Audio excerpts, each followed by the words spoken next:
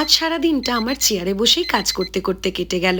সকালে উঠেই আগে আমি দরজা জানলা খুলে দিই যাতে সকাল সকাল সূর্যের আলোটা আসে। এটাতে মনটাও ভালো লাগে আর মনে হয় ভালোভাবে কাজ করতে পারবো। সকাল থেকেই বসে গেছি কাজ নিয়ে। আগে একটু ওই জিরে মৌরির জল খেতে খেতে লিখে নিচ্ছি আমার ভিডিও আইডিয়াজ, আর তার সাথে ঠাকুরের গান। তারপর চলে এলাম ব্রেকফাস্ট নিয়ে। একদম সিম্পল, বান পাউরুটি আর তরমুজ। আর কি, ওটাই খেতে খেতে আমার ফ্রিল্যান্সিং মানে ইন্টেরিয়ারের একটু কাজগুলো দেখছিলাম। আর সত্যি বলতে যা গরম পড়েছে হায়দ্রাবাদে, খালি মনে হচ্ছে কিছু একটা লিকুইড খাই। তাই একটু বানিয়ে নিলাম ঠান্ডা ঠান্ডা ক্র্যানবেরি কফি। বেশ ভালো হয়েছিল খেতে জানো। দেন সেটা খেতে খেতে একটু দাঁড়িয়েছিলাম বাইরে দেখছিলাম আর কি। তারপর চানটাও সেরে নিলাম। আর গরমকাল হোক কি শীতকাল, স্কিন কেয়ারটা তো ইম্পর্টেন্ট। আর তোমাদের তো আগেই বলেছি 7 দিন আমি ননভেজ খাবো না, তাই আজকের লাঞ্চও ভেজ, একদম সিম্পল।